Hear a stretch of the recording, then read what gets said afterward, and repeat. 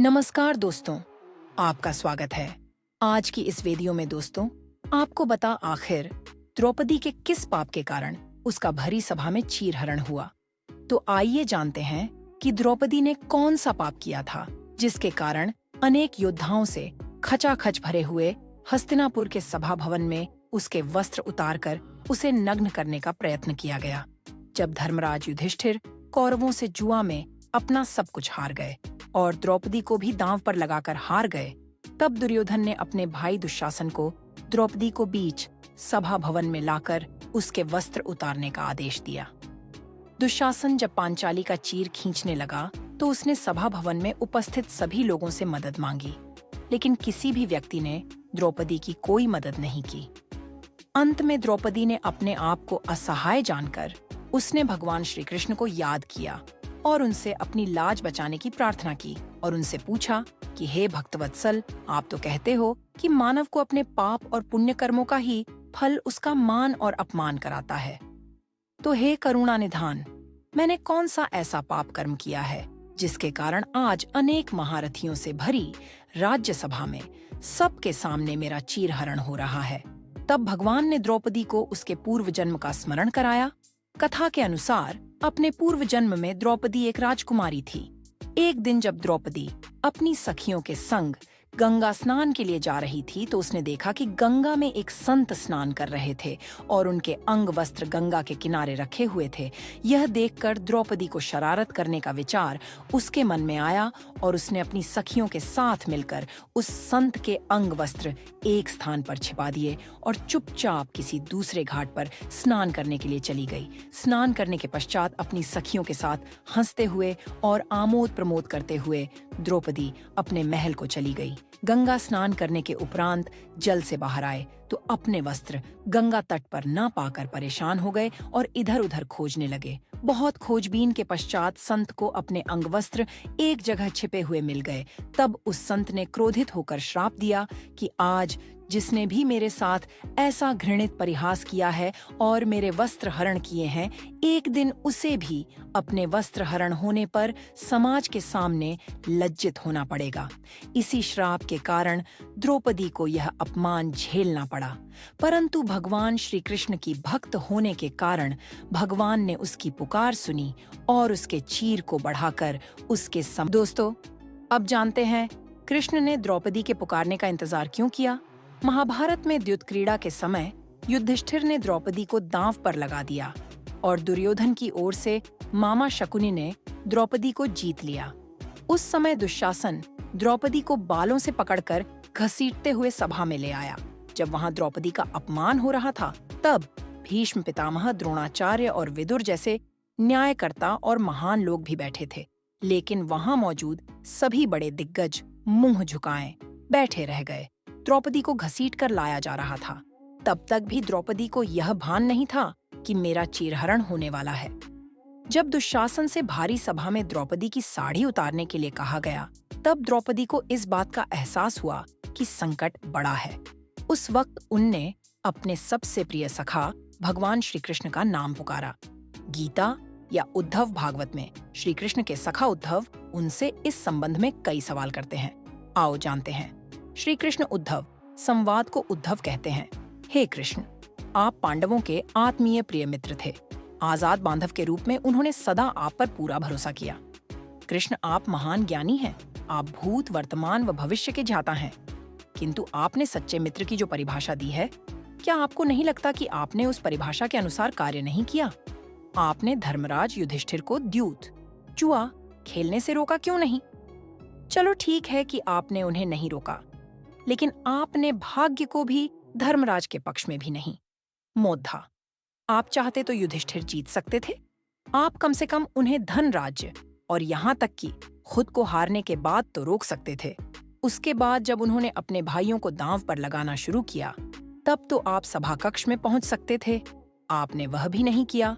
उसके बाद जब दुर्योधन ने पांडवों को सदैव अच्छी किस्मत वाला बताते हुए द्रौपदी को दांव पर लगाने को प्रेरित किया और जीतने पर हारा हुआ सब कुछ वापस कर देने का लालच दिया, कम से कम तब तो आप हस्तक्षेप कर ही सकते थे। अपनी दिव्य शक्ति के द्वारा आप पांसे धर्मराज के अनुकूल कर सकते थे। इसके स्थान पर आपने तब हस्तक्षेप किया जब द्रौपदी लगभग अपना शील खो रही थी। तब आपने उसे वस्त्र देकर द्रौपदी के शील को बचाने का दावा किया, लेकिन आप यह दावा भी कैसे कर सकते हैं? उसे एक आदमी घसीटकर सभा में लाता है और इतने सारे लोगों के सामने निर्वस्त्र करने के लिए छोड़ देता है। एक महिला का शील क्या बचा, आपने क्या बचाया? अगर आपने संकट के समय में अपनों की सहायता नहीं की, तो आपको आपात बांधव कैसे कहा जा सकता है? बताइए, आपने संकट के समय में सहायता नहीं की, तो क्या फायदा? क्या यही धर्म है? इन प्रश्नों को पूछते पूछते उद्धव का गला रुंध गया और उनकी आंखों से आंसू बहने लगे। भगवान श्री कृष्ण मुस्कुराते हुए बोले, प्रिय उद्धव, यह सृष्टि का नियम है कि विवेकवान ही जीतता है।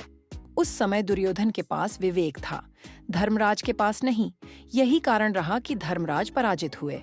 उद्धव को हैरान परेशान देखकर कृष्ण जी आगे बोले, दुर्योधन के पास जुआ खेलने के लिए पैसा और धन तो बहुत था, लेकिन उसे पासों का खेल खेलना नहीं आता था। इसलिए उसने अपने मामा शकुनि का द्यूतक्रीड़ा के लिए उपयोग किया। यही विवेक है। धर्मराज भी इसी प्रकार सोच सकते थे और अपने चचेरे भाई से पेशकश कर सकते थे कि उनकी तरफ से मैं खेलूंगा। जरा विचार करो कि अगर शकुनि और मैं खेलते तो कौन जीतता? पासे के अंक उसके अनुसार आते या मेरे अनुसार? चलो, इस बात को जाने दो। उन्होंने मुझे खेल में शामिल नहीं किया।